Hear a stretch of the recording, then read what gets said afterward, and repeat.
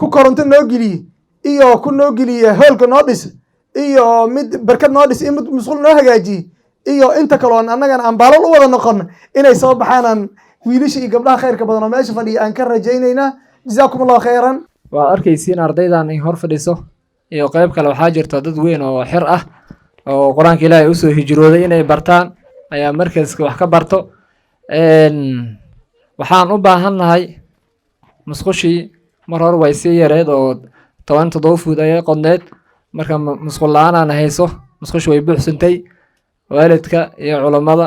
iyo muslimiinta kale oo arka doona videogeena soo gaari doona waxaan ka codsanaynaa inay musqul inoo dhisaan halkan qolo cariishka ah aan carruurta wax ku barnaa. cariishkiina waxaan cunuga iskugu imaadeen carruur yaryar oo la rabo in lasoo dhiso oo waqti la geliyo loo baahan yahay ayaa jirto. halkan qol marka waan xamil waay halkan qol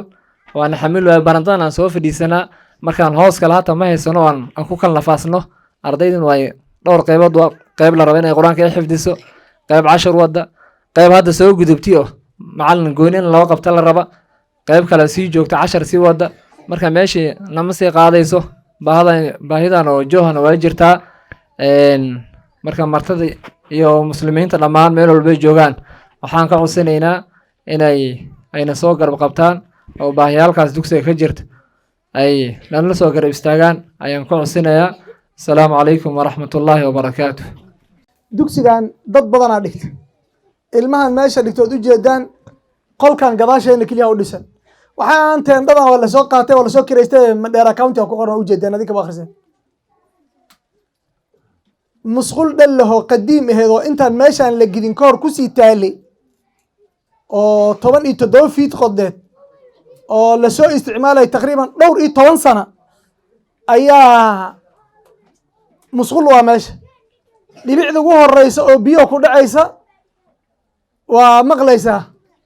meeshaan afkay haysaa waa mid meeshaan barkad ma laha intaanu canuga meeshaan ku nool markii canuga xaafadaha loo fasaxo waxa dhici kara waad iska garanaysaan biyo ma laha musqushii laftirkeeda hadday biyo haysanin waa culays waxaa intaas dheeri ah ani xaafadda daris baan lahay meeshaan masjidka markaan u socdona waa maraa waana sii maraa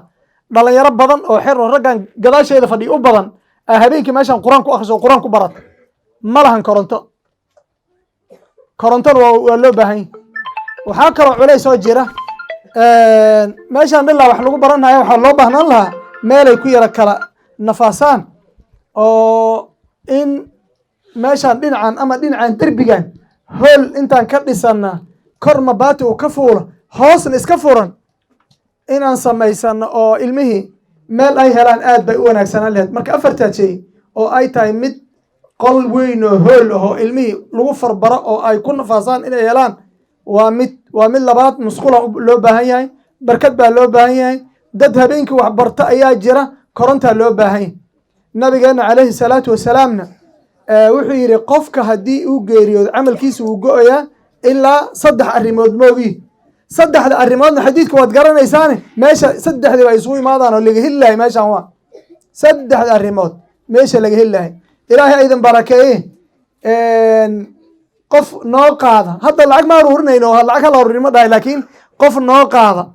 ku koronto noo geliye iyo ku noo geliye hoolka noo dhis iyo mid barkad noo dhis iyo mid musqul noo hagaajiye iyo inta kale oo annagana aan baalal u wada noqon inay soo baxaanaan wiilasha iyo gabdhaha khayrka badan oo meesha fadhiya aan ka rajaynaynaa jazaakum allahu khayran